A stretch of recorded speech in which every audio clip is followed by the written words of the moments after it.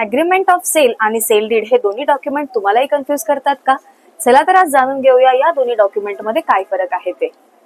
नमस्कार, मी Anjali from Golden Rich आज तुमच्यासाठी घेऊन आली आहे रिअल इस्टेट मधील काही इम्पॉर्टंट इन्साइट्स.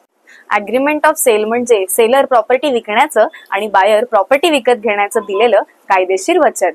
हे जनरली बायर आणि सेलर मधील पहिलं अग्रीमेंट असतं, ज्यात प्रॉपर्टी सेलचे सगळे टर्म्स आणि कंडिशन लिहिले जातात, जसं की प्रॉपर्टी डिटेल्स, प्रॉपर्टीची किंमत आणि कम्प्लिशन डेट एक्सेट्रा. हे अग्रीमेंट अंडर कन्स्ट्रक्शन मध्ये प्रॉपर्टी विकत घेताना केलं जातं. आता तुम्ही विचार करता अग्रीमेंट ऑफ सेल आणि सेल डीड या दोघांमध्ये काय फरक असतो ते. सेल डीड हा एक लीगल डॉक्युमेंट आहे जे प्रॉपर्टी ओनरशिप सेलर कडून बायरच्या नावावर लगेच ट्रान्सफर करतात. हे तेव्हाच साईन होतं ज्या वेळेस संपूर्ण पेमेंट होतं. तसेच सेल डीडला कन्व्हेन्स डीड किंवा टायटल डीड सुद्धा म्हटलं जातं. याच्यात प्रॉपर्टी डिस्क्रिप्शन, सेल प्राइस आणि दोन्ही पार्टीजचे राईट सुद्धा मेन्शन केलेले असतात. आणि हे डॉक्युमेंट जनरली रिसेल प्रॉपर्टी विकत घेताना यूज केलं जातं. हे दोन्ही डॉक्युमेंट समांतराने इम्पॉर्टंट असतात आणि यांना रजिस्टर्ड करणं सुद्धा इम्पॉर्टंट असतं.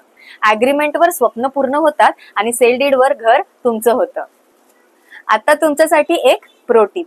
नेहमीच एन्श्योर करा अग्रीमेंट ऑफ सेल मध्ये पेनल्टी किंवा कम्पेन्सेशन क्लॉज हा असावा. म्हणजेच जर सेलर मान्य केलेल्या अटींवर प्रॉपर्टी ट्रान्सफर करण्यात फेल झालाच तर हा क्लॉज तुम्हाला सेल डीड साइन करताना अनएक्सपेक्टेड डिले किंवा चेंजेस पासून वाचवेल. आय होप तुम्हाला अग्रीमेंट ऑफ सेल आणि सेल डीड मधला फरक नक्कीच कळला असेल. अग्रीमेंट ऑफ सेल म्हणजे प्रॉमिस आणि सेल डीड म्हणजे डिलिव्हरी. अशाच काही इन्फॉर्मेटिव्ह इन्साइट्स बघण्यासाठी आताच गोल्डन रिच प्रॉपर्टीजला लाईक, शेअर आणि सबस्क्राईब करा.